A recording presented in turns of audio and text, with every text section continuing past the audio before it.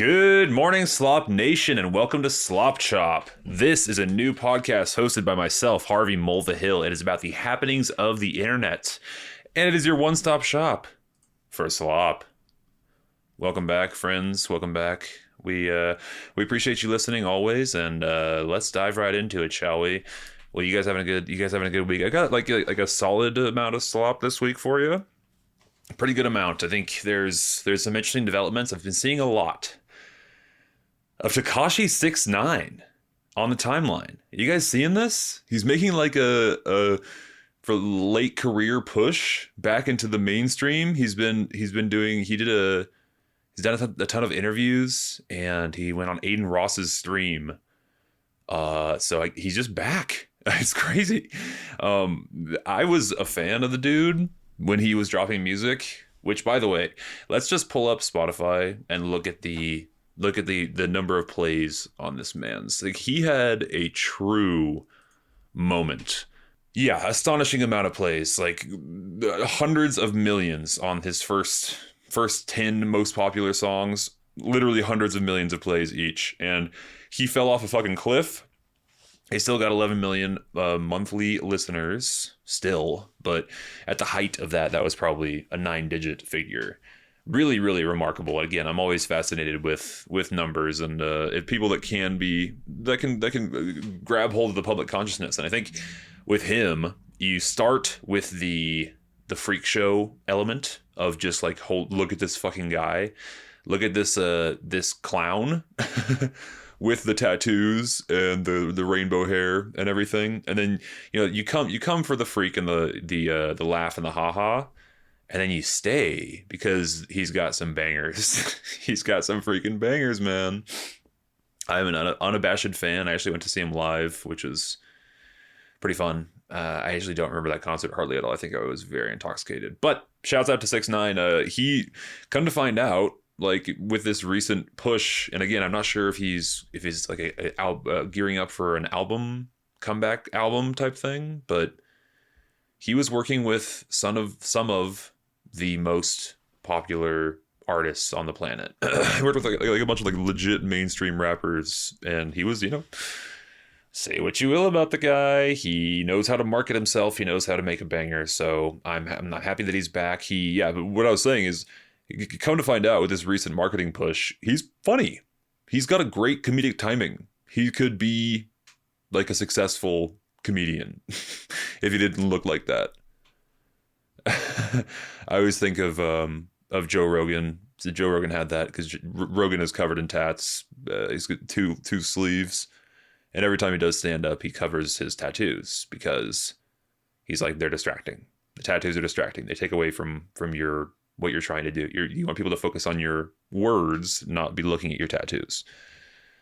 So that there's very few comedians that are tatted like that, but 6ix9ine has the chops, brother. I don't know what to tell you. He's funny. So, God love you to 6ix9ine. It's a very, like, you go to Aiden Ross is streaming on Kick, and you go to Aiden Ross when Kai Cenat says no. I think Aiden Ross is like the second one that you go to, maybe third.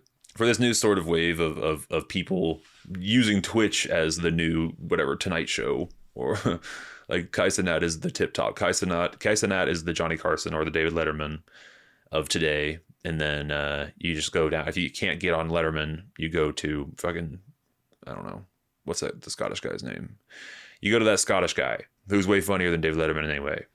Maybe Aiden Ross is funnier than Kai Cenat. I don't know that.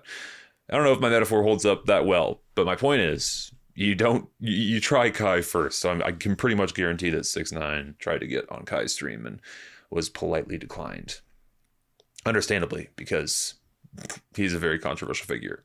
He ratted on his team. He not justifiably, he certifiably, without a doubt, told on his people to avoid a 60-year jail sentence, something astonishing like that, like over 50 freaking years, which you don't as someone who's never been anywhere close to that position, and as someone who's just heard through rap music that like you don't ever rat, or it's very like Sopranos coded too. You don't ever talk to the fucking police. You fall on your sword, right? You do whatever you need to. You do the time. It's the right thing to do. You do the time. 50 years, 50 fucking years. I don't even like these people. They were mean to me. They were friends because I was famous. They don't give a fuck about me, and I don't give a fuck about them. Like I would almost certainly do the same thing in that position. If a fucking judge looked down at me and said, "You know how you've lived 30 years on this earth? Do that again, twice, behind bars, or you can rat. You can tell on the people that got you into this position, who again are not your really true friends anyway. And the only downside of doing this is that everyone will clown on you, and they already do that. So just embrace it," which is what he's done. He's just you lean into it. That's how you as a controversial figure, or anyone who's getting memed on, quote unquote, there is only one correct way to navigate those murky waters. When you're getting clowned on online, you just lean into it. You lean into it. The further that you pull away from it, the more people are going to hit you with jokes. But if you lean into it and you embrace it and you like acknowledge the meme, it kills it instantly. Like the meme is 6ix9ine as a rat, so therefore he's gonna bring it up before you do. He's like, yeah, I fucking rat it. I don't give a shit. Fuck those people. Or there a clip that I saw, Aiden Ross is like patting him down for some reason, or seeing if like the weight loss. I forgot what the clip exactly or what the context is, but Aiden Ross is like touching his chest and he goes, "Careful, I got the wire." So stuff like that is great. I mean, lean into the fact that everyone thinks that you are a snitch or a rat. There was speaking again, and he appealed to whites, myself included, white suburban kids who like diet thrash metal or digestible hardcore stuff, to where if you showed me some real hardcore stuff, I'd probably turn my nose up at it or just say it's not for me. As a matter of fact, I've done that many a time, where I have friends that are into heavier music, and every time that I try it, I just it's a lot and I don't care much for it.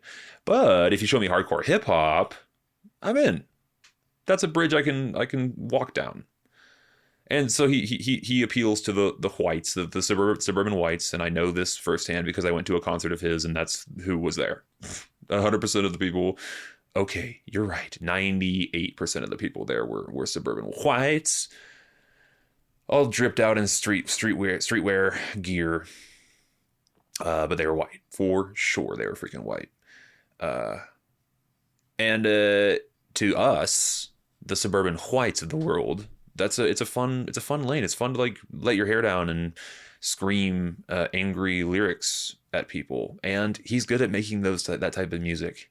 He's also like, after the cancellation, or after the whole legal drama, and like he fell completely out of favor with the rest of the rap world, he hard pivoted to like Latin music, which he does numbers. I think you can be literally any human and start making Latin music and just do crazy numbers. So it's not that much of an accomplishment, but he does do numbers. I cannot stand any of those songs. Maybe my brother who listens to that will appreciate. Maybe he needs to get into 6ix9ine, bro, and start listening to his Latin flavor. But I didn't care for that at all. I'm like, stick with the screamo, yell at me shit. I was a big fan. Were you guys fans of this character back in the day? I love a freak. And I love a face tattoo, as previously discussed on this very production. I love face tattoos. I think they're fascinating. I have a bizarre, morbid curiosity with the face tats. I think if you are doing that to the most visible part of your body, it's just a crazy, fascinating, wild choice. That's my philosophy. My philosophy is that it's interesting, and to get the number 6ix9ine tatted on you hundreds of times, it's huge on your freaking forehead, and lean into like 69, the sex number being your thing, is like that's like your whole deal. Is like the sex number. It's interesting. So I love a freak. I love a face tattoo, and he makes hardcore hip hop, which I am also a fan of. So checks all 3 boxes for me, and I'm a fan. And I hope he pivots back into the hardcore screamo type shit, or maybe he finds a new angle and makes it interesting again. Because I think it got real stale at the end, and then before the pivot, and then he pivoted to Latin music, and I don't listen to any of that shit at all. So yeah, perhaps he will find a new avenue, a new lane to go down. Remember Trippie Redd? Remember Trippie Redd? They used to collaborate, those two, and they had a massive falling out. And as a matter of fact, the Gummo beat was supposed to be Trippie's, and 6ix9ine took it. And then it became a smash billion play hit. That song still rips to this day. Says the N-word a lot. It's a tough song to sing along to. What is it with the Mexican guys and saying the N-word? What is that about? It's none of my business, obviously, and I truly have no problem with it whatsoever, for the record. But it's interesting, right? Like, why did you guys get why'd you get to adopt that one? I think it's also just, it's such a oh boy, it's such an effective tool in your musical repertoire. It's so versatile. It's like the word it just slots in wherever you need it. And it's Lil Dicky actually made this point in one of his horribly embarrassing funny rap songs, where he's like, God, I wish I could use the N-word because it would help my rhyme schemes. Very cool. Very cool, Lil Dicky. Talk about a pivot. That man doesn't even do music anymore. He's like a straight up comedic actor. It's a better lane. It's a better lane because oof. Is there any funny rap or funny music that isn't cringe? Yes, there's exactly one artist making funny music that's not cringe. And you know it before I even say it. It's Weird Al. Weird Al's the only one, though. I truly don't think there's a second. I think Weird Al's just like a comedy legend who has been around for literal decades, who just crops up every once in a while, every 5 to 6 years, and says, here's a new project.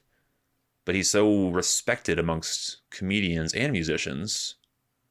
Like he was the band man for Comedy Bang Bang for a minute. He was like the roots for Comedy Bang Bang. Perfect fit there. Yeah, but no one else does it. No one else does funny songs successfully. Bo Burnham, I guess. Yeah, I guess Bo Burnham, but that stuff's kind of cringe a little. TBH. I don't love the funny stuff. I like the dark stuff. I like the fucking depressing, soul rot, ultra isolation type beat. That's the stuff that I'm into. The haha funny Bo Burnham stuff I don't love. And if you have like what's the one from Inside, the Sacco, that's good. Where you have like an angle. World is filled with blood and genocide and exploitation. The network of capital essentially functions to separate the worker from the means of production, and the FBI killed Martin Luther King. Private property is inherently theft. And neoliberal fascists are destroying the left. See, that's interesting, right? You got like an angle. You got like the Marxist sort of angle to the haha song. That's interesting. That's what Bo Burnham does well. Is you have a funny song, but with a point. With a point though. The just straight up comedy songs, not ideal, not great. Is there another person that does it well, not cringe? I think it's just Weird Al, dude. Shouts out to Weird Al. I really, really want to see the Daniel Radcliffe movie. I've heard it's awesome. I've heard it's like the new Walk Hard. Walk Hard's the best musical parody movie by far. And it honestly ruined biopics for me, that movie. I hate biopics. Biopics are my least favorite genre. Oh. Someone was talking about going to see the Bruce Springsteen biopic. I was like, brother, you would actually have to pay me money to go see that. You'd have to pay me like an hourly, like a solid hourly wage. I do not give a fuck about Bruce Springsteen, and I hate biopics. It's like it'd be like a 2 hour it would be like a meditation practice. Having to sit there and not reach for my phone and endure this movie, this film. I'm sure it's fine, but I just could not care less. Negative interest in that. My God. Yeah, so I'm a movie guy, but I'm not an every movie guy. Those are the movies that I just do nothing for me. Fuck a biopic, the most boring, annoying genre. And here's why. It's because you have to dramatize the moment that the idea man gets his big idea. Let's say it's fucking Gerald Ford. Gerald Ford? Who's the Ford guy? Who's the Ford guy? Ford guy. Henry Ford. Not, what did I say? Harold? Henry Ford. Let's say it's the Henry Ford biopic. And it's about the man's life. You have to have the moment when Gerald Ford, when President Gerald Ford sees like I don't know, a fucking conveyor belt in a Walmart and goes, yeah. And then the like sprinting home, the montage, you get like 3 different angles of him running. First, it's like the forward where he's like sprinting towards the camera, and then it cuts to the side shot, so you can see like that he's moving actually pretty fast. And he's got a big smile on his face, and it's like this triumphant. There's birds chirping and leaves fluttering around him, and he runs all the way home, and he like runs downstairs, and his fucking wife is making food or something. Gerald, what's wrong? Nothing, Martha. Martha, I'll talk to you in a second. Wait. He runs down to the basement. He's got it looks like White Run from Skyrim. His basement. It's just got like parchment and rolls of parchment and like bear skin on the walls. There's like a fire. There's a hearth. He runs over the desk. And it's like there's like, perfectly cluttered desk, enough to swipe out of the way. And he gets that roll of parchment and he fucking throws it down. And you get the montage of him saying like, all right. With a wordless montage of him drawing the fucking conveyor belt and like a guy on the end, he draws like in his day a slave. Wait, when did the Ford become a thing? It's probably a slave. We'll call it a slave. He uses like marker for this to fill in the stick figure. He uses like Sharpie. Oh boy. He's got his big red marker next to for the lips. Come on, dude, cut that. My time's all off here. He probably just hired people, like probably white people, honestly, for this assembly line thing. But in my head canon, it's slaves, and he comes up with the idea for the fucking what is it? The conveyor belt. What's the thing called? Assembly line. The assembly line. So yeah, there's always, my point is that you have to dramatize that moment. You have to dramatize the thing. Or like another example would be Walt Disney is walking down the street and he's played by what the fuck is it? Jude Law. And Jude Law like looks over and he sees like these like the bush is like like the absence of bush in front of a child's head makes like Mickey ears, and he goes, "Eureka!" That type of thing, where none of that is ever true. It's all fucking bullshit. You know how real ideas get made and how real things are invented? It's a guy sitting in front of his desk, just sitting silently and thinking.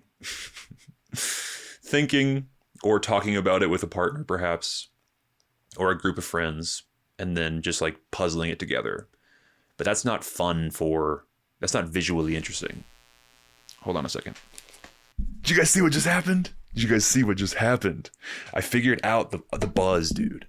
Or I should say my dad and I did. So I've had the fucking bane of my existence, Harrison, last week. I didn't record in this room because the buzz was so bad. And shortly after he left, my dearest father came in and was like, all right, well, let's troubleshoot it.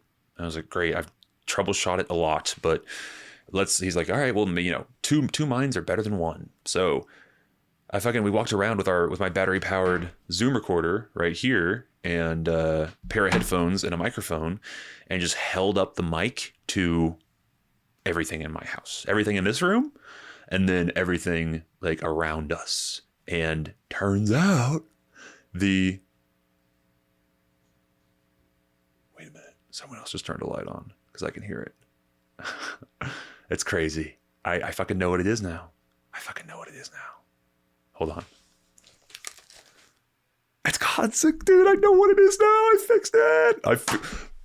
And for 30 episodes now, this has been a fucking thorn in my side. It honestly, I catastrophize, and so it makes me not legit suicidal, but it gives me suicidal thoughts when the buzz happens, especially when there's a guest here. I'm like, I fucking can't. Like, I just, what is the point of any of drawing breath? It's like a silly mindset to be in, but that's where my brain goes. But we fixed it. My dad and I figured out the fucking problem, so I can have guests on like safely. And anyway, I'm stoked. I'm very, very happy. We figured it out. It's 2 fucking lights in my home that are radiating this fucking radioactive electrical signal. It's nuts. So you turn on the master bedroom lights. We turned it on, crazy buzz, turn it off, gone. We're like, what? And then we held the microphone up to the light, and it's like, it's just radiating this wild signal. So yeah, any audio people out there, that's what you look for first, is lights. Which I was told that, and I didn't ever think that they would be like outside of this room. I didn't think they'd be that powerful. But by the process of elimination and by walking around like Ghostbusters, this thing has 2 headphone jacks. So we both had headphones on with our little microphone thing. We were like, don't you kind of feel like a Ghostbuster right now? It's like, yeah. So anyway, I don't remember what I was talking about even.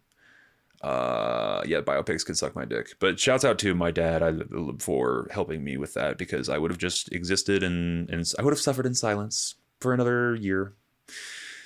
But now it's fixed. So I can start having guests and stuff. Maybe we'll get back to the every other week guest schedule. Perhaps. The world is mine oyster, is mine oyster. That was German. The world is my oyster now that the buzz has been solved. My God, it's incredible. It's incredible, folks. Incredible. So now I just have to figure out how to make the pod sound like other pods. That kind of like rich, deep voice sound. I'm not sure how to make it sound like that. I think it sounds good, but not great. So anyway, this is all stuff that will be figured out in due time. Anyway, you guys looking forward to Thanksgiving? I guess I should be wearing a fucking turkey outfit. This is coming out the day before Thanksgiving. I should have a goddamn turkey outfit on. The problem is that you record before, like, it drops on Wednesday, but you record obviously before that. So then you forget. Like, I forgot about the Halloween thing, and I'm currently forgetting about Thanksgiving. But maybe I'll do it for Christmas. Perhaps maybe I'll do a thing for Christmas. Maybe I'll wrap myself in Christmas lights and put a Santa hat on. That's the move. That's the move.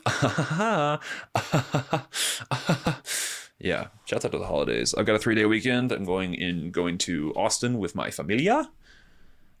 We go to Austin every year to visit family. And it has just been, a decade ago or more, 2 decades ago, it was decided that my aunt and uncle host Thanksgiving every year. And I don't know how that happened, but it is what it is. They're centrally located. We have people all over Texas. So yeah, Austin just seems to be the place. And it's actually not Austin. It's right next door. But yeah, so we go to Austin every year and it's fun. It's an excuse to binge eat, which is good. And, be with humans, which I was not fond of doing until quite recently. Yep. So life is good. Things are good in my world. Sloppers, I appreciate you asking for an update. Tekashi69 is back. God love you, Tekashi69. All right, I want to talk about dog training. Specifically, my dog, Stella. My beloved Stella is a 4-year-old Aussie Doodle who is not fixed. She has not gotten her tubes tied because she's the first dog that we've ever bought with money. And by the way, I know this is not slop. There's more slop to be had. We're talking about this right now. Please get on board. We'll go back to the slop later. We just talked about Tekashi 6ix9ine. Okay? Eventually there will be more just like that on that level of intellect. But for now, we need to dive into dog training because I need help. I need your advice on this, sloppers. I need your help because I'm struggling with this. I've struggled with this literally since we got her. Like I said, she's the first dog we've ever bought with money. I have had dogs in my life, my entire life. I've never not had dogs. My family we're dog people. And you know how every neighborhood growing up, there's like the weird dog people or like it's usually the weird pet people. They have like 15 animals in their house. We just became that over time, and we have 4 dogs in the house now. Doesn't matter the specifics, but we're a 4-dog family now, which is a lot of dogs. It smells like piss a little bit, not terribly, but it smells like piss, and it smells just like dog, generally speaking. And I'm nose blind to it, but when I go into other houses that have a lot of animals, I smell it immediately. So I know that that's what people are hit with when they walk into our home, unfortunately. But that's not even the main issue. The main issue is this. Stella, my beloved Aussie Doodle, 4 years old, first dog we've ever bought with money, barks at the door. She barks at the door like to an insane level. It's ear piercing, kind of like I attribute it to. It's a startle. It's like her going, "Oh shit!" That's what it is. For sure, it's fear. 100%, definitely fear. And so she barks, and then she runs at the door, and then she sees who it is, and she sometimes even will continue barking a little bit. But once she like sees you, she'll stop barking. So that's what we're trying to rid her of. That is the behavior that is causing my family and I so much pain, and it's beyond frustrating. I would attribute it to like it's like a horror movie jump scare. That's what every single time. If she was half as loud, it wouldn't be that big of a deal. But she's so loud. She's so loud. It makes you jump like you just got jump scared in the horror movie. And it also fills you with rage. I should just speak in the first person here. It makes me furious. And for a few seconds when it happens, I'm just going to walk you through this, and bear with me here because it's going to get a little hairy. When that happens, and again, she is an innocent, sweet animal that doesn't know any better.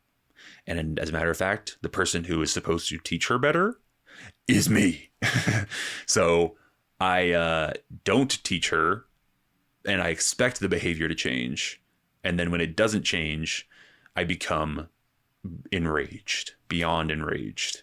And like the feeling that I get for a couple of seconds is that I want to inflict pain upon the dog. Bear with me. I have never done it, nor will I ever do it. But what my innermost core wants to do when I see red like that is hurt the animal. You know what I mean? That's what the want is.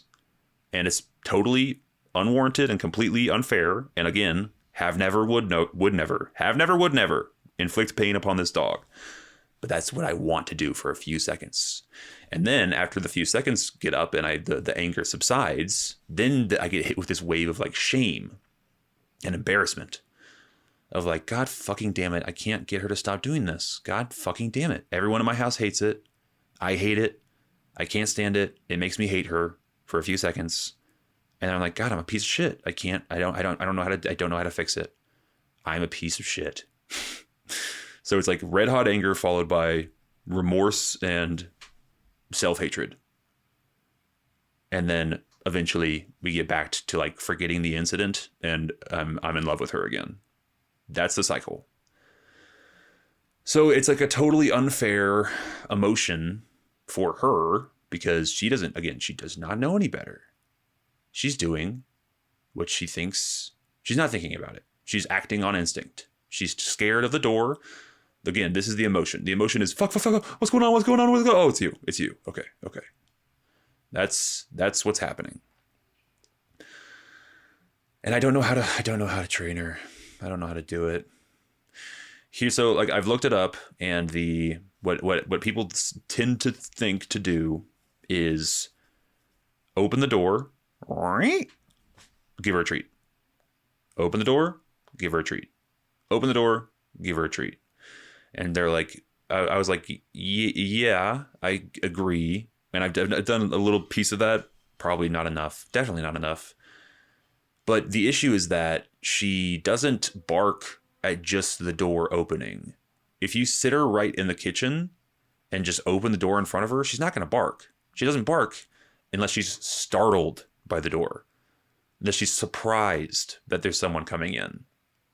So she has to be like in another room doing something else with another person, and then she hears the door open. That's when the bark trigger happens. So I don't think it's actually of any use to train her to get used to the sound of the door. Maybe it is. See, this is why I'm talking about this, because it might influence me to start doing the thing that I've been putting off. That's issue number one, is that she doesn't, the door sound itself is not the trigger. It's any sort of like startling, holy shit, there's someone here. Second issue, there's 3 other dogs in the house. She's the ringleader as far as barking, but when she starts, they all start. And it's difficult to have like training sessions one-on-one with her when there's 3 other hounds about. And it's also difficult to, like, I do a new thing now. I've done this for probably a year. It's been many years that we've been dealing with this. But for about a year now, every time that I get home and she doesn't bark, I give her a treat. 100% of the time. If I get home and she's not barking, you bet your bottom dollar that bitch is getting a treat. But then you have to give all 4 of them treats because they're all right there just looking up at you, which is fine, I guess, But you kind of also want to make it special. You want to be like, listen, you did something good. But then the other 3 are like, what the fuck? What the fuck? The fuck, man? I never bark at the goddamn door. I should get treats all the time. And I'm like, God damn it, Toby, you're right. You're right, Toby. When you're right, you're right. And then I give him a treat. And the other 2 look at me like, well, neither do we. Okay, yeah, you too. So that's my dilemma. And I mostly just wanted to get that get that off my chest because it makes me, again, there's a lot of negative emotions that I feel towards this innocent, perfect animal who didn't do anything wrong and doesn't know any better. And I don't know how to fix it. It's the only time in my adult life that I feel red hot anger. Legitimately, I don't ever feel that way ever in my life, ever. Except for exactly when that piercingly loud bark, when it catches me off guard, it makes me furious. So I would love any advice that you have, sloppers. Do you have any pups of your own? Have you dealt with the door barking situation? Is it because she still has a pussy and she bleeds every 6 months? Is it because we haven't ripped her pussy out? Should we rip her pussy out? Is that the solution? Should we breed this dog and have her have barking fucking puppies? Good Christ, that sounds horrible. Breeding the dog is another whole can of worms. When I was just like, this is kind of like the procrastinator's mentality that I have of just, eventually I'll get around to doing that. Eventually I'll breed her and we'll have puppies and it'll be great. Puppies are cute. And then I was like, oh, wait a minute. You can't adopt a puppy until like 2 months, maybe 3 months old. Puppies have to be reared from birth to the point where you can sell them. And that process right there, that like 3-month chunk, is a nightmare. A fucking nightmare. Imagine the level of piss and shit that 6 puppies create. Newborn puppies. This is before you can train them. They're just little pink balls that they're infants. I wonder if they have infant dog diapers. Is that a thing? My God, that's like disturbing somehow. Somehow it's fine with a human child, but with a dog it feels gross.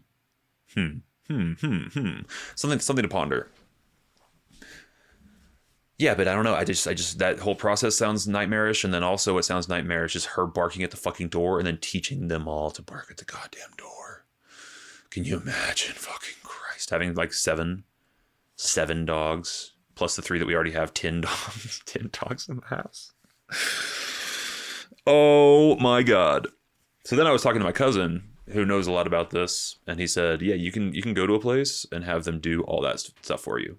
They just take like I think they take like pick of the litter and some sort of fee. They'll take the best puppy and you have to pay them like $3,000 or something to like raise all those puppies from birth to, yeah, they oversee her birth and then they raise the pups for whatever, like 3 months, which is cutting into your profit margin. And I don't know how much we're going to sell these puppies for, but that's a lot of goddamn money. So maybe we'll do that. It feels to me like the order of things should be train her, get her to stop fucking barking at the goddamn fucking door, and then perhaps look into a penis, a dog cock to impregnate my sweet baby girl. For a dog to impregnate my sweet baby girl, my God. Disturbing thought. But hey, it's all natural, baby. I should be sex positive on this podcast, bro. It does make my stomach turn to think about her getting plowed. Gotta be honest. Don't like the sound of that. Don't like how that feels in my gut. But it is what it is. That's how babies get made. So maybe we'll do that. But right now, I want to train the fucking dog. And I would love some insight. Maybe we just hire a person to come here. As a matter of fact, I tried to do that, and then she ghosted me twice, and I said, well, fuck this. Maybe it's not meant to be. Maybe I'm supposed to do it. I'm supposed to fucking do it, and I just need someone to start doing the thing, and then I'll follow suit. Or, alternatively, someone like you, good slopper, who has personal experience with this, leave a comment. Leave a comment and tell me what the fuck to do. I will happily respond to any comment about this particular topic, slopic, because I need help, man. And when you need help, you just got to ask, bruh. It's a hard thing to do. It's embarrassing. It's embarrassing to say that I want to inflict pain on my dog sometimes, but sometimes I do. You know, it is what it is. Sucks. Again, I would never do it and never have, never will. Just to be totally clear. I would never, but I do want to when I get super angry. That's all I'm saying. All right, moving right along. God love ya for listening to that. Let me talk about this. Interesting gaming news this week. Half-Life fucking 3? Half-Life 3 is like happening, potentially. Insiders with unconfirmed but very substantial rumors that Half-Life 3 is going to be announced by the end of the year. There's who's the person? I pulled this up. Mike Straw is the insider. Said it would be announced in 2025. There's another source, guy named Tyler McVicker, who says the game is already playable from start to finish and not VR. So we talked about this last week. Their Half-Life 3, quote unquote, this is like the biggest, before Silksong, it was the biggest like memed on game of like, when are we going to get this? It's never coming out. That type of meme thing, where it was crazy because Half-Life 2 episode 2 ended on a crazy cliffhanger, and then we just never ever got a follow-up. That's pretty wild. It'd be like the end of season 1 of Severance. They just never came out with the second season. They're like, no, that's it. It was like super popular. Like Severance was super popular and it ended on an incredible cliffhanger, and they were just like, nah, I don't feel like it. Come to find out, by the way, the reason that happened is because of Portal. Portal absorbed all of their resources after Valve's resources after Half-Life 2 Episode 2 came out. And then I think they went straight into like Left 4 Dead. They went to Portal to Left 4 Dead. That was just like what the order of the company was. And then by that time, the thinking was no one wants Half-Life 3. It's like old hat at this point, which is crazy and untrue. But that was the thinking. So then they just went into like Portal 2 and Left 4 Dead 2 and all, you know, beefing up Steam and becoming a game development or a game hosting company instead of a game creating company. But then, cut to, like 10 years later, and they fucking shadow dropped Half-Life Alyx, or they announced it like a week before. And Half-Life Alyx is the most impressive VR game I've ever played. And as a matter of fact, it's also the only one I've ever played. It's the only one I've ever played, to be fair. But it's really, really cool. Really, really, really cool and impressive and amazing. And I really enjoyed my time with it. And that was kind of what I thought Half-Life 3, quote unquote, was going to be. It's just like, yeah, we did that. It's called Half-Life Alyx. It's a prequel and it's in VR. But no, they're actually coming out with a Half-Life 3. And it's allegedly coming out this year or being announced this year to come out for next year. Or just be announced this year to come out eventually. But just the fact that there's an announcement, allegedly, is really something. I didn't think we'd get here. I didn't think we'd get this far. I thought this was like a dead project. But yeah, the thinking back then, after Left 4 Dead came out, their thinking was like, damn, this shit's old hat. No one's going to give a fuck about this. Which again is incorrect. But like now, maybe they've just come to terms with the fact that like, yeah, there's a market for it, dude. People love Half-Life. I fucking love Half-Life. Love Half-Life 2. I never played the first one. Half-Life 2 and Episode 1 and Episode 2. Rip. I love the gameplay loop. I love how many hidden things there are to find. There's all these like, you never skip the stairwell. You always go underneath the stairwell because there's a fucking box of ammo and shit under there 100% of the time. They reward you for exploration. The gameplay is fun. The combat is great. The gravity gun is amazing, fantastic, and like really freaking astonishingly cool. And then, yeah, it's like in the same universe as Portal, which is confirmed by Portal 2, or maybe the end of Portal 1. So yeah, dude, if we can get like a Half-Life, if we can get fucking Aperture Labs in Half-Life 3, I will come. I will come. I think they would do that. Honestly, that's if I were a betting man, were I better, I would bet on that. Speaking of which, what is that what's that website that you can bet on anything with? Polycule or Polycule? It's not Polycule. It's Polymarket. Polymarket. Which is think of a joke. That's what your non-binary cousin calls her dorm room. The Polymarket. We got there. We got there. Yeah, so Polymarket, you can just bet on everything. Maybe I'll go bet on this. No one's fucking betting on this. Will Aperture Labs be in Half-Life 3? I think there is probably, I almost said were I a betting man again. Were I a betting man, I would bet that there's a bet for just there being a Half-Life 3 announcement this year.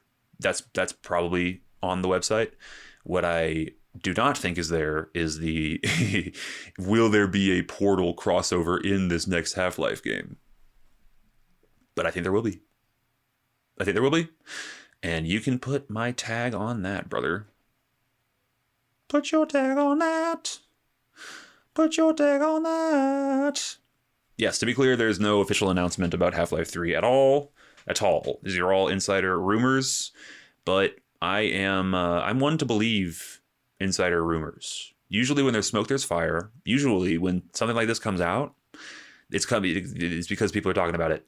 It's because people are talking about it. Like, why would there be a headline if it wasn't substantiated? You know what I mean? I guess you theoretically just bullshit your way into a headline, but you're kind of putting your stake as a scooper on this here. And so I believe them. I believe these two people. These two men who think that it's going to happen. So shouts out. It's not VR, by the way. It's like a console. You can play it on your Steam machine. Remember that?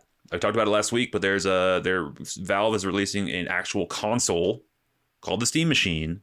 That's a fucking box that you put on your shelf and you plug it into it. It's a PS5. Valve's making a PlayStation 5 in a box. It's honestly much closer to an Xbox because of the box. But no one has a fucking Xbox anymore. Everyone has a PS5. So that's the reference. That's the reference. Valve, it's the Valve Station 1. The Valve Station 1. There will be a second iteration, of course. But yes, it's fascinating to me. Like, I thought the console market was dead, or maybe it's just Xbox that's thrown in the towel. It's only Microsoft. Whereas, like, yeah, I guess Sony's doing really well. So the consoles, yeah, duh, and Switches are fucking killing it. What am I even talking about sometimes, brother? I got no fucking idea. Consoles are killing it. It's just Xbox that sucks and is failing. Xbox is failing horrifically. Xbox is failing horrifically. But Sony and Nintendo are doing swimmingly well. Swimmingly. I'm going to get a Switch 2 for Christmas. I'm looking forward to that. Or I guess I'm asking Santa for a Switch 2 for Christmas. So maybe that fat fucker will bring me one for goddamn once in his life. Maybe he'll provide. All I ask is for an expensive electronic every year, and I'm usually declined. That fucking fat fucker. That fucker. Oh man, podcasting is fun, huh? So yeah, shouts out to fucking Half-Life 3. I'm looking forward to it, bro. I will be definitely playing it. Fuck, I don't have a console that can play it. Do I have to buy a Steam machine? I don't want to buy a Steam machine. I'd rather buy a PS5. Do you think they're gonna cross-platform it? They probably will, right? My fucking clunker ass laptop. My clunker ass laptop is not gonna be able to run it. It can't run anything. It can barely run Portal 1. Barely. With dropping frames and putting it on super low quality and whatnot. It can run Portal 1. You know, it can run Age of Mythology pretty well. Pretty well, dude. Age of Mythology, the 1998 ass fucking game. Point and click ass game. It's probably really good at Spy Fox. Yeah. Or what's the other one? Fuck it anyway. Or Spy Fox, dude. Spy Fox was sick. I love a point and click. I haven't done that. I should replay that game for nostalgia. I remember getting stuck as a child. So yeah, you guys gonna get a Steam machine? I can't imagine needing one. It's like they're trying to market to console havers, and all those people are PlayStation people. So you're not gonna get, if you buy the Steam machine, you're losing out on all the PlayStation exclusives, which is a lot of the reason that most, maybe not most, but many of them, I don't have one, of them bought one in the first place. So then what's the point?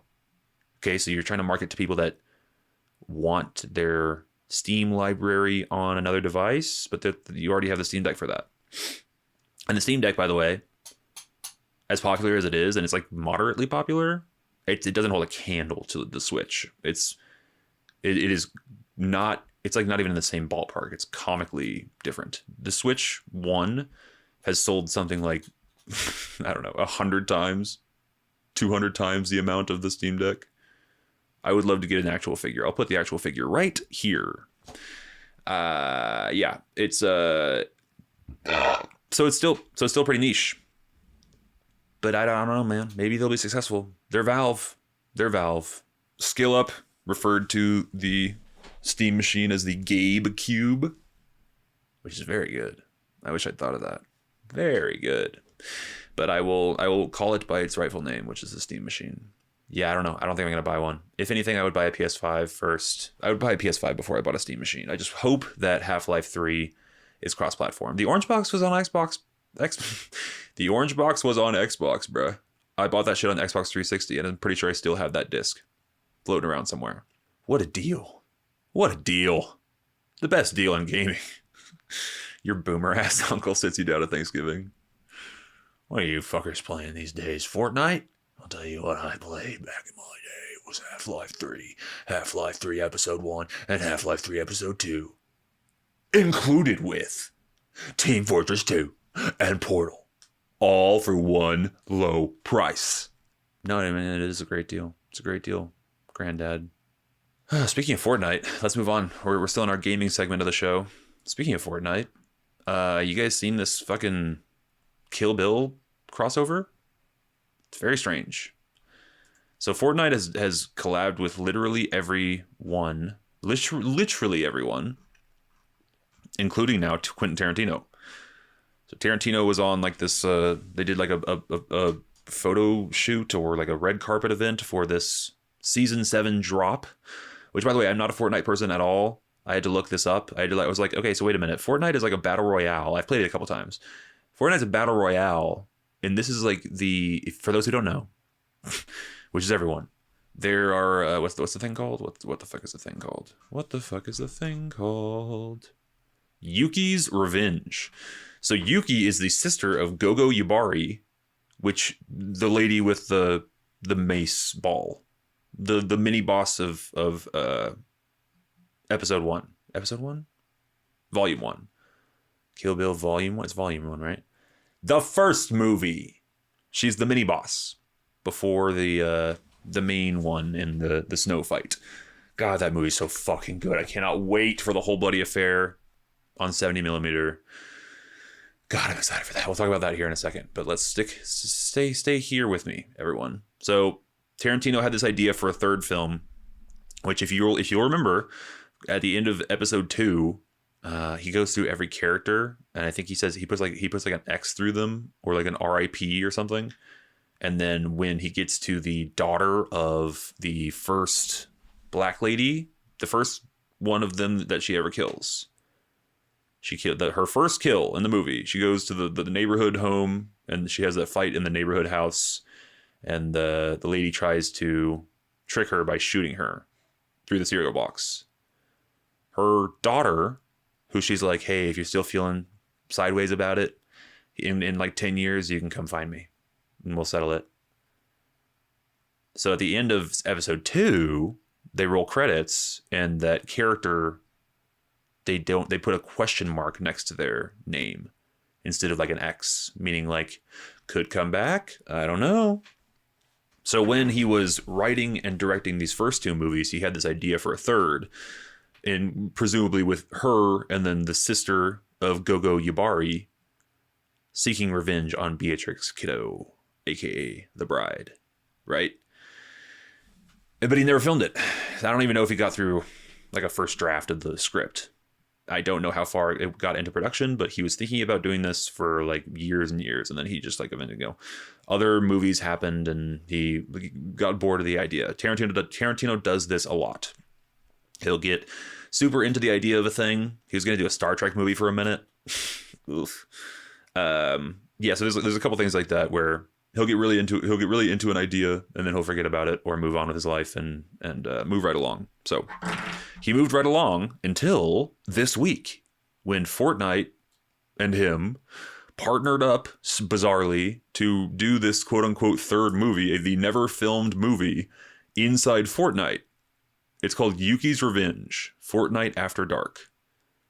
So again, I was like, okay, so I looked it up. So, okay, yeah. So I said, isn't Fortnite specifically battle royale format? Is this a story expansion? And this strange website that you might have heard of is kind of underground at this point, but ChatGPT said, Fortnite isn't just battle royale anymore, you dumb fuck. And Yuki's Revenge is not a story expansion inside battle royale. It is a creative map game mode collab event, not a traditional single player campaign. So Fortnite today includes battle royale, zero build, Fortnite creative, and Fortnite experiences. So Fortnite experiences is where all of these collabs are landing, where you get your Marvel and your Travis Scott concerts and whatnot. So the Yuki's Revenge thing, it's not a battle royale storyline. It's not a traditional story expansion. It's a Fortnite experience / creative built event themed around the unshot Kill Bill chapter. Think cinematic sequences plus themed guests plus a custom game island. Not a campaign like single player games. So that's what it is. Still weird. Yeah, I don't know. I don't know if any of the voice cast is coming back or if they're reprising their roles with anything. If Uma Thurman's coming back, she's probably fucking 65, 70 by now. How old is she? She is 55. Sorry, Uma Thurman. She's 55, but I could see her coming back and doing the voice. I could totally see that. David Carradine will not be returning. So yeah, I don't know. It's weird. Any of you sloppers Fortnite people, do you care about this? It's an interesting collab. I think it's cool. It's hilarious to see Tarantino at a press junket posing in front of the Kill Bill, like the pussy wagon thing. It's hilarious to have the pussy wagon in Fortnite. I wonder if they're going to censor that first word, if they call it the Fort wagon or something like that. Yeah, I could see that. Isn't this? It's still a children's game, right? It's for kids. It's like rated T for teen. Pussy wagon is pretty out there. You guys gonna play this? Do you give a fuck about this? Does Fortnite interest you at all? I think it's interesting to me because this is a movie tie-in, movie that I love very much. As a matter of fact, a movie that is coming out, getting re-released in theaters. The entire bloody affair, Volume 1 and 2 together for the first time in theaters. It's like a 4+ hour event. I have to imagine there's going to be an intermission. I love an intermission. I will sit in a movie theater all fucking day if you give me breaks. I can't, it's really tough for me to do a long movie with no intermission. But I will like it's basically just 2 movies. Oh my god, it is it is 2 movies. But this time it's re-edited, recut to be 1 movie, and including never before seen footage and like a whole new animated sequence. One of my favorite things about that first film is that there's a 10 to 15 minute anime chunk that's so cool and so interesting and like such a bold creative choice to just interrupt your live action ass movie with an anime chunk. And I'm no great fan of anime, but that shit's cool. That shit rips. And the balls of a filmmaker to do that and push for it. And who produced these? Who produced these movies? Who sounds like a guy who's really willing to take a chance on a fella. Uh-oh. It's my namesake. No, dude. It does suck to rewatch Tarantino movies, and it's like the Weinstein fucking Foundation. The Weinstein Company is just the first logo you see. Say what you will, not the best guy, but he produced some great films. So, no, fuck that guy for sure. But he did make good. He can be. People can be 2 things. People can be 2 things. You can have a disgusting, horrific sex pest who is a good producer. He can also be a fucking horrible asshole to work with, but the end credits, the end product is quality, right? Does not excuse the actions, but credit where it's due. Quentin Tarantino is my favorite director, and they produced every single one of his movies up until this most recent one. I wonder why he stopped working with them after decades. I wonder if Uma Thurman had a bad experience with Harvey Weinstein. She probably did, dude. I wouldn't be surprised. Yeah. She also had a horrible experience working on Kill Bill with the whole car crash thing. You guys heard about that? Uma Thurman filming Kill Bill, didn't want to do this stunt. Tarantino pushed her into it. She insisted on not doing it. He insisted she did. She would. She gets into a horrific car crash and is like permanently injured. She's like back problems for the rest of her life. And Tarantino in an interview a couple years ago was like, I think they were asked, do you have any regrets? He's like, that is the thing that I regret the most. It haunts me, that choice to push her into that decision and then have her still, dealing with the ramifications of that to this day. Tough thing to do. Tough thing to swallow. Might need to be making an amends there. I'm sure he has financially made quite the amends, but they're working together again. If the rumors are to be revealed, Actually, no, this is an official announcement. These are not rumors. If she reprises her role as the bride, as Bride Bigelow, what's her name? As Bride Bigelow. And I think that she should. It'd be cool if she did. So I don't see there's not really any reason not to. There's not a reason to not to, if you ask me. So Fortnite, it is what it is. Not really my cup of jizz, but man, I'm just spitting out these accidental rhymes that are really something. I should go into rapping. God, I was so bad at freestyling. That was like always like my drunk college/high school friends. Always what they did when they got drunk. When we got drunk, bro, put a beat down, bro, put a beat down. I'm gonna hit that. I'm gonna hit the freestyle. I'm like, God fucking damn it. God damn it. Because it always gets passed around in the circle and I have no ability to do it. So then I just go funny. You try to make them laugh so they can skip you. But it's always nerve-wracking. I fucking hate it. Wish I had the ability to do it. Yep. So, I don't know. That is what it is. Fuck you. Fortnite, it is what it is. Fuck you.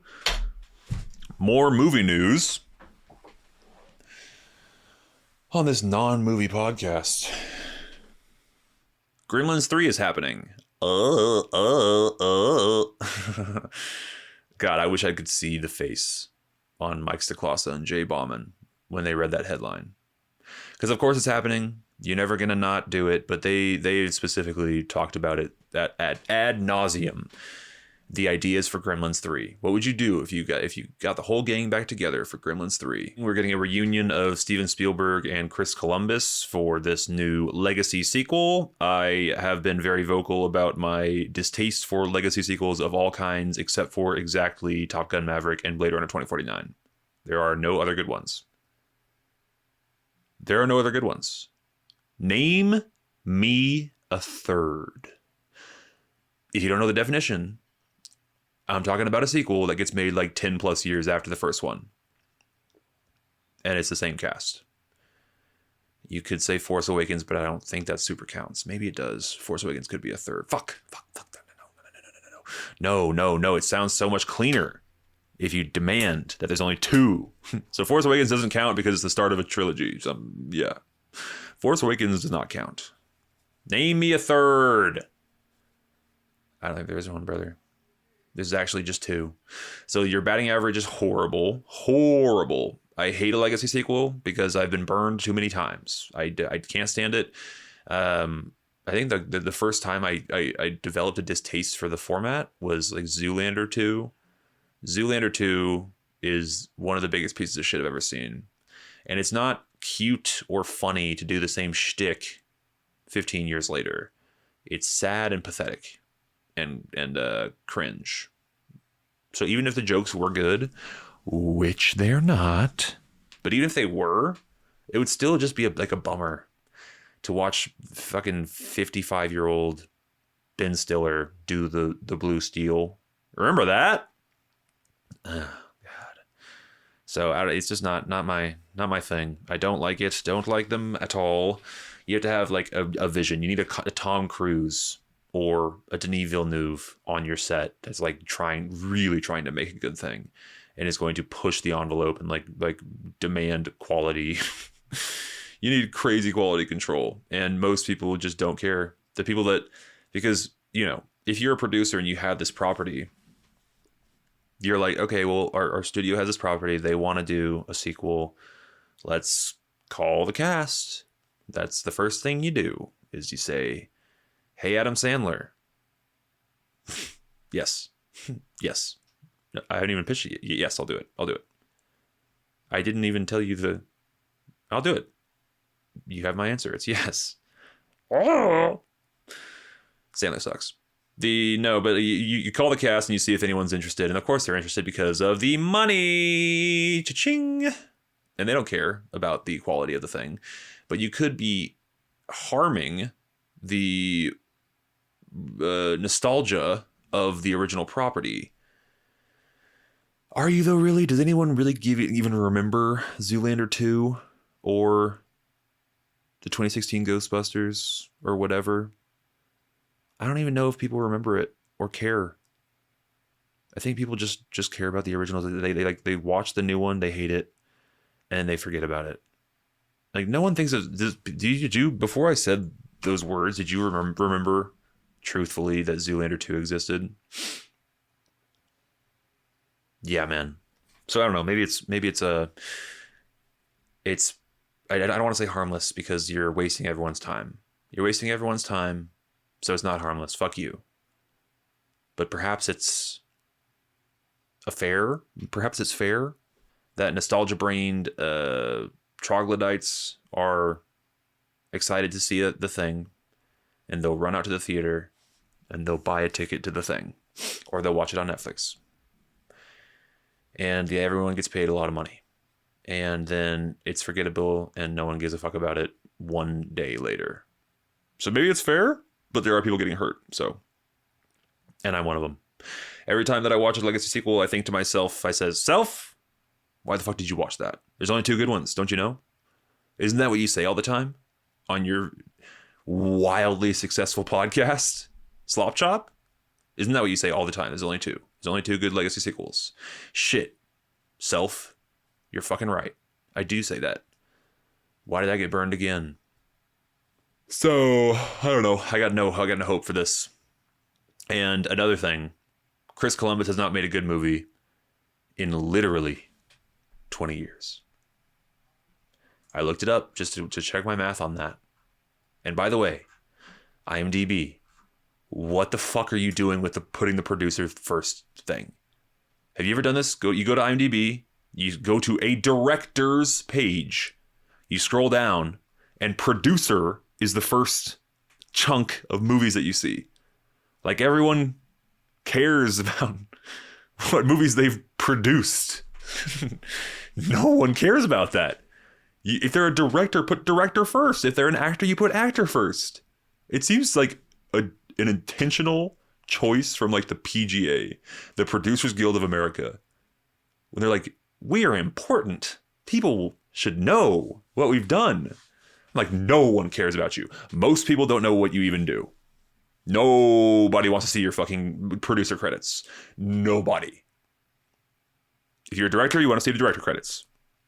So anyway, you have to X out of the producer thing and go to director. It's very annoying. So anyway, I looked at it, and Chris Columbus, if you're unfamiliar, known for... Where the hell is Gremlins, bro? Dude, what the... Okay, dude, I don't know why, but I was under the impression that Joe Dante only directed the second one. I was totally off. He directed both of them. So then where the fuck is Joe Dante in your little reunion, bruh? They're trying to play up this big thing of like, Chris Columbus and Spielberg are back. Chris Columbus wrote the first one. He wrote it, dude. He didn't direct it. I don't know why I thought that Joe Dante just did the second one. Joe Dante, nowhere to be found. Is he alive? He's alive, right? Yeah, he's alive. I think probably he just said he wants nothing to do with it. Honestly, that makes sense. Especially after seeing the second one. Yeah, he doesn't want to touch that shit with a 10-foot pole. The second one is like an absolute farce. And it's a joke about having to make a sequel to Gremlins. It's like one of the coolest Hollywood fuck you, like middle fingers to the studio I've ever seen. It's very, very funny and very meta and very great. So I get not wanting to do a third one. I wonder how much money they offered him. They definitely approached him, but he's nowhere to be found. So we have instead Chris Columbus, who, to my previous point, the last good movie that he directed was Harry Potter 2. Harry Potter and the Chamber of Secrets. Okay, you know what? I'll even be generous and throw you Rent. He directed Rent, the musical, 3 years afterwards, which still, if you were, again, a mathematician, if you're doing it in your head right now, that makes 20 years. 20 years since he's made something of quality. Literally everything else is dog shit. Let's go through the list, shall we? I Love You, Beth Cooper, the beloved classic. Percy Jackson and the Olympians, the Lightning Thief. Hey, let's get the guy that made Harry Potter. He'll make the new one. It'll be called Percy Jackson and the Lightning Thief. Though I remember that movie, dude. They cast like a 35-year-old to play an 11-year-old. Not the smartest move. Really, really dumb. After that, Pixels, the Adam Sandler abomination.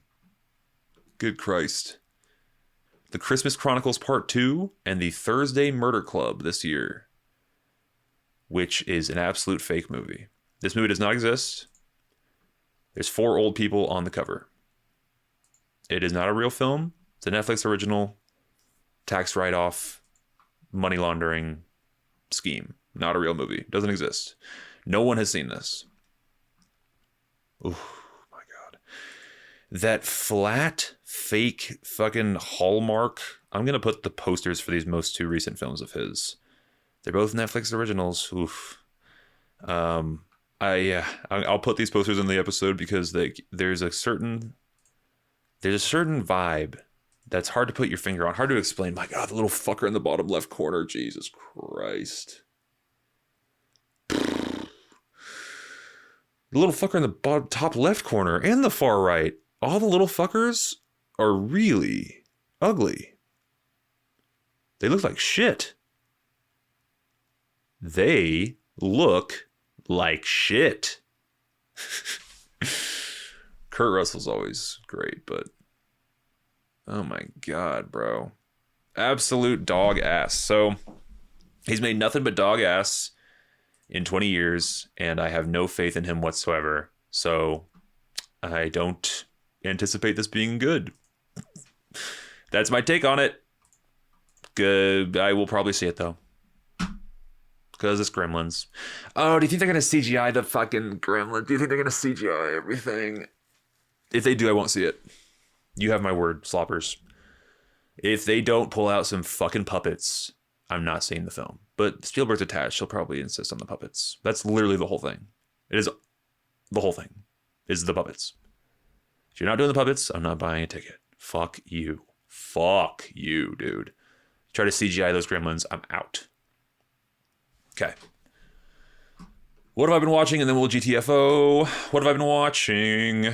What have I been watching? All right. My big shout out and request of you this week, Sloppers, is to do yourself a favor and go to the A24 YouTube channel and watch the Timothee Chalamet Marty Supreme marketing Zoom call.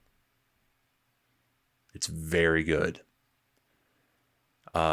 Here's my history with this. This video is I clicked on it thinking it was real, and then I watched to about 6 or 7 minutes in, and then Timothy started being cringe and I shut it off. I said, oh no, I don't want to see this. And this is, by the way, this is before it was posted on the A24 YouTube channel. He just posted it on his Instagram. And I thought it was like a legit Zoom call that he just recorded and posted for marketing purposes. And he was being like very cringe. And I was like, oh God, I don't want to taint my view of this beautiful twink with how you actually are, you know? I don't want to see you in a marketing meeting. Ugh. But then A24 posted it on their YouTube channel, and I scrolled down to the comments, and many of them were like, "This is one of the best comedic performances of I've ever seen from him." And I was like, "Oh, it's a bit. It's a bit. I'm a fucking idiot." So I watched it, and it's really, really funny, very funny. So I highly recommend watching that. I'm very excited for the Marty Supreme film. Love me some Timothée Chalamet, my number one celebrity crush. I want to fuck that man. Moving right along. I saw The Running Man. Edgar Wright. Edgar Wright. More like Johnny Wrong.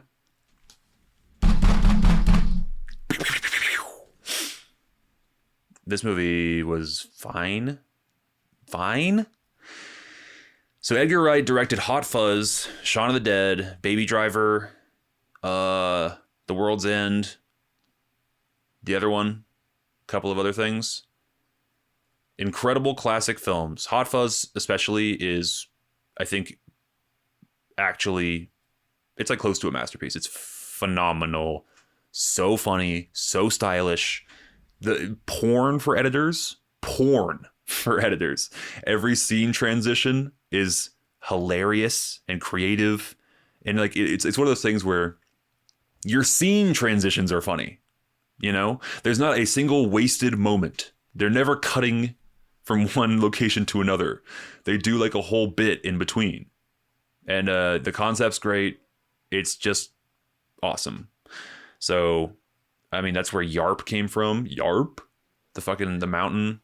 Not the mountain, the hound. The hound is in that movie. Yarp. Yeah, that movie rips. Incredibly stylish, incredibly sexy, incredibly funny. And then Shaun of the Dead I saw recently and didn't much love, but people love that film. So I got nothing against Shaun of the Dead. I enjoy it. World's End is great. The third of the Cornetto trilogy. He also made Baby Driver with 2 alleged sex pests. That movie is another one that is porn for editors. They had the soundtrack before they finished writing. Like, they wrote the film to the soundtrack. Does that make sense? So it's edited. Like, the songs are, it's like a music video. The whole movie's a music video. It's really something. Absolutely, like, astonishing feat, something I've never seen before. So, like, he's raising the bar most of the time in his previous work. And in these past 2 movies, dude. Last Night in Soho. Yuck. Gross. Didn't care for that. I actually made a video about it. I think I might have deleted that video. It's bad. Maybe it's still up. But yeah, it was just me, fat as shit, like way fatter than I am now, in my bedroom, going like, Last Night in Soho. Didn't care for that. Great quality content, brother. So it's like barely better. What I'm doing right now is barely better than that. All right. So this movie is 3 hours long, and it feels like every minute of that length. It's not actually 3 hours long, but it feels like 3 hours. And it starts pretty good. It starts with a good hook, and then it keeps dragging. It's like the most bizarre structure of a film ever. They introduce a character in the third act that you're expected to care about because they become integral to the plot. And I'm like, where the fuck did this person come from? Why the fuck are we caring about this person at all? Like, we just met them. Bizarre decisions. The ending is dog ass. It's so bad. It's boring. It lets the foot off the gas completely. The second act is like nothing. All of it's just nothing. There's a couple of really good scenes, and for the most part, you're not having a terrible time, but it's boring and it's completely devoid of style. And it's Edgar Wright, dude. What are you doing? You're just a director for hire now? You're just making movie slop? What the fuck are we doing? What are we doing? I've lost faith in you completely. You've made 2 stinkers in a row. 2 in a row? 2 in a row? Bro, you get 1, and then you got to go back to your A game. You got to go back to the drawing board and figure out what worked about that first chunk of films. It's like you don't give a fuck anymore. What happened? What happened? Dude, I'm genuinely curious. I know you listen to this, Edgar. Edgar, I know you listen. I know you're a slopper. You're the one British slopper we have. That's Edgar, right? So leave a comment and tell me what happened, please, Edgar. Because it's disappointing. And I love your old movies, dude. I love your old movies. So, but thanks for listening. You know, you can be listening to anything and you're listening to Slop Chop, and I appreciate that. You're one of our most loyal fans. God love you, Edgar Wright. Johnny Wrong. Also saw Frankenstein. Netflix original was in theaters for a minute, for like a day and a half. It didn't do super well, and then they put it on Netflix, and it's doing very well on Netflix, apparently. Guillermo del Toro, incredible director. Love that man's work. I think I love every one of his movies, except for this one. No, I also didn't love Pinocchio, but Pinocchio is really interesting, and it was like almost a love.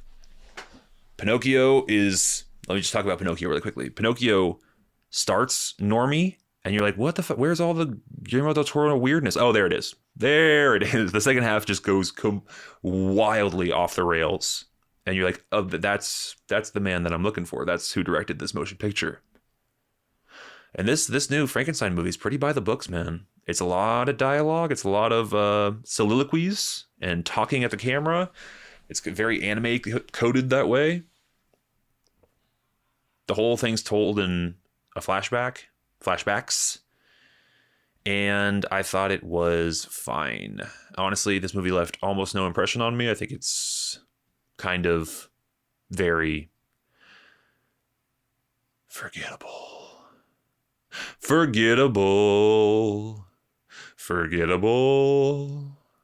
People seem to love it. Actually, it's getting kind of mixed reviews. I was let down. I was let down by both films that I saw this week. So perhaps eventually we'll see a good one. Maybe they're still making good movies. You ever do that? You go through a period of where you've like seen like just several mid movies in a row, and you're like, are movies good? Even do I even care about this hobby of mine? Is this anything? You know? Should I have devoted my life? Should I have embraced the title of movie guy? Should I instead have gone with slop? Utter slop. Keemstar level slop. Where I'm like dialed in. Ethan Klein level slop. Where I'm dialed into every internet drama. Everything. That's maybe the lane that I should go down. No, I can't do it. I just don't care. I cannot bring myself to care about that minute of a thing. So the big picture stuff that I find interesting, I'll report back to you, sloppers. But with all that said, God love you, Slop Nation. I really appreciate you listening as always, and I will see you in 7 days' time. Goodbye.